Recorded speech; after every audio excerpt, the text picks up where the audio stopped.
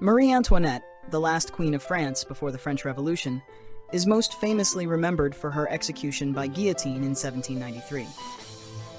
However, beyond her role in the political turmoil of the era, Marie Antoinette was also a devoted mother to both biological and adopted children. Throughout her life, she navigated the challenges of motherhood amid growing revolutionary tensions, ultimately enduring the loss of nearly all her children before her own death.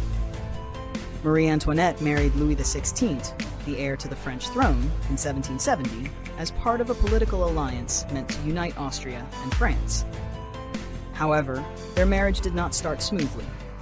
The union went unconsummated for several years, damaging the couple's reputation in the eyes of the French court and the public.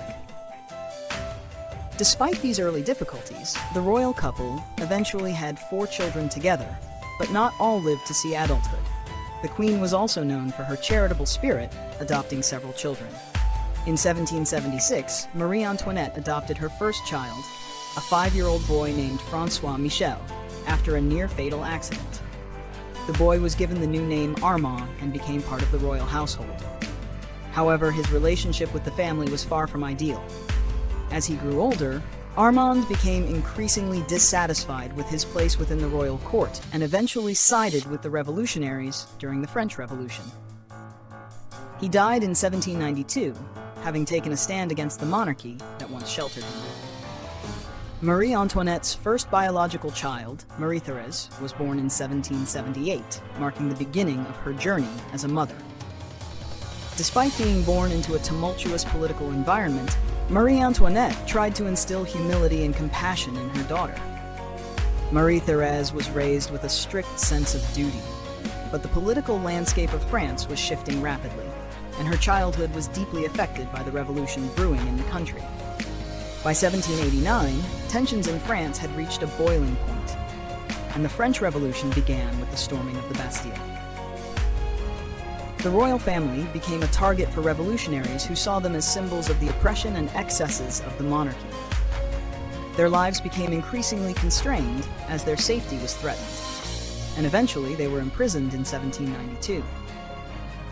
During this time, Marie-Thérèse witnessed the fall of her family. In January 1793, her father, King Louis XVI, was executed, followed by the deaths of her mother, Marie Antoinette, her brother, Louis Charles, and her aunt, Madame Elizabeth. Each loss was a devastating blow for Marie-Thérèse, who became the sole surviving member of the immediate royal family. After the revolution, Marie-Thérèse was exiled to Austria and spent years away from France. Despite the horrors she had witnessed, she maintained a resilient spirit. Following the fall of Napoleon, Marie-Thérèse returned to France, although her life was still marked by political unrest. She briefly ascended to the role of Queen of France in 1830, but her reign was short-lived, and she was forced into exile once again. Marie-Thérèse lived out the remainder of her life quietly and died in 1851, having outlived nearly her entire family. Marie Antoinette's second child, Louis-Joseph, was born in 1781 and was the heir to the French throne. Louis-Joseph was a source of great joy for the royal family, but his life was tragically cut short. At the age of 7, he contracted tuberculosis and died in 1789, just as the revolution was beginning to take hold in France. His death was a devastating blow for Marie Antoinette and Louis XVI, leaving their younger son, Louis Charles, as the new Dauphin and heir to the throne. Louis Charles, born in 1785, was a cherished child despite rumors that questioned his legitimacy. The political climate in France during his life was increasingly hostile toward the monarchy, and this had a direct impact on Louis Charles's life. After the royal family's imprisonment in 1792, the young prince was separated from his mother and placed in the care of a revolutionary guardian. His treatment during this time was reportedly harsh, and his health rapidly declined. Although there were many stories of mistreatment, including allegations that he was physically abused, the full extent of his suffering remains unclear. What is known is that Louis Charles's life came to a tragic end when he died in 1795 at just 10 years old, most likely from neglect and illness. Marie Antoinette's role as a mother extended beyond her biological children. She adopted several other children, including Jean Amilcar, a boy from Senegal who was brought to the French court and freed from slavery by the Queen. She arranged for his education and care, although his life was marked by tragedy, as he died young.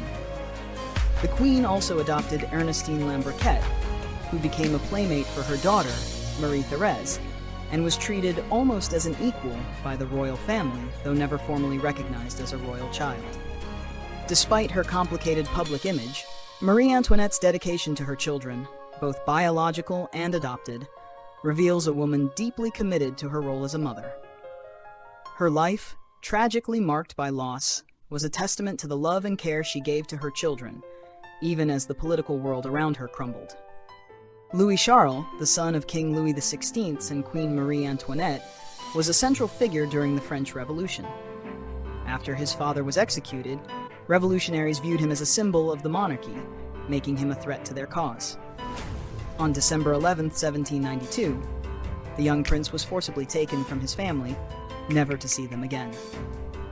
He was placed under the guardianship of Antoine Simon, a cobbler, and while little proof exists to confirm it, royalist accounts suggested that Louis Charles endured severe mistreatment under Simon's care. These rumors of abuse were fueled by reports from British and Spanish spies, who described horrific conditions. Some accounts claimed that the young boy had been sexually assaulted by prostitutes to create false evidence against his mother, Marie Antoinette, in an attempt to further discredit the monarchy. In one particularly cruel act, the revolutionaries coerced Louis Charles into signing a document accusing his mother and aunt of sexual abuse. The emotional toll on the boy must have been immense, as from the moment he signed the document, he reportedly remained silent for the rest of his life. By October 1793, the young prince's health began to decline. French politicians who visited him mentioned neglect, but there was little mention of the filthy, dark room described in royalist propaganda. Historical accounts suggest that while Louis Charles was likely kept in poor conditions, claims of intentional starvation or severe deprivation were exaggerated or unfounded. Still, his suffering was undeniable. In early 1795, Louis Charles fell gravely ill, likely from tuberculosis. Despite the intervention of doctors, his condition worsened, and on June 8, 1795, he passed away at the age of 10. Following his death, a French surgeon, Philippe Jean Pelletan, conducted an autopsy and smuggled out the young prince's heart, in keeping with the tradition of preserving the hearts of French royalty. Louis Charles's heart passed through various hands before being interred in the Basilica of Saint-Denis in 2004. His body, however, was buried in an unmarked grave at the Sainte Marguerite Cemetery. Despite the tragic circumstances of his life and death, Louis Charles's story remains a poignant symbol of the suffering endured by the royal family during the Revolution. Marie Antoinette's final biological child, Sophie Hélène Béatrice, was born on July 9, 1786. Despite being born healthy, Sophie contracted tuberculosis, an illness that had plagued her two older brothers. After suffering convulsions for nearly a week, the young princess tragically passed away at just 11 months old on June 19, 1787. When someone tried to console Marie Antoinette, suggesting she hadn't known the child long enough to be deeply attached, the Queen poignantly replied, "Don't forget that she would have been my friend." This response highlights her deep love for her children, revealing a softer side of the often misunderstood Queen. Marie Antoinette, however, did not limit her maternal care to her biological children. In 1787, a Senegalese boy named Jean Amilcar was brought to court by the Chevalier de Boufflers as a gift, alongside a parrot, to the Queen. Jean, only 6 years old, had been enslaved by Boufflers. Upon receiving him, Marie Antoinette immediately arranged for his manumission, had him baptized, and adopted him as her foster son.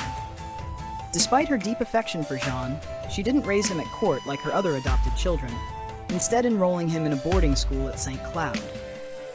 Marie Antoinette continued to support him financially until her imprisonment during the French Revolution, after which she could no longer afford to pay for his schooling. It was long believed that after losing financial support, Jean Amilcar was left destitute and may have starved to death. However, later research revealed that one of his tutors, Quentin Belden, took him in and continued his education. John was even skilled enough as an artist to be enrolled in the Lycée des Arts in Paris in 1796, with government support. Sadly, he died later that same year in a Paris hospital, and his name disappeared from the historical record, marking the end of his brief but significant life. Another child Marie Antoinette adopted was Marie Philippine Lambriquet, later named Ernestine. Born on July 31, 1778, Ernestine was the daughter of a servant and a chambermaid. As a young girl, she was chosen to be the playmate of Marie Antoinette's daughter, Marie Therese, and lived with the royal family at Versailles. Rumors circulated that Ernestine was secretly the illegitimate daughter of King Louis XVI due to her resemblance to Marie Therese. However, these rumors have substantiated, and Ernestine remained close to the royal family, treated as an equal to Marie Therese in private life, though never officially recognized as a royal in public.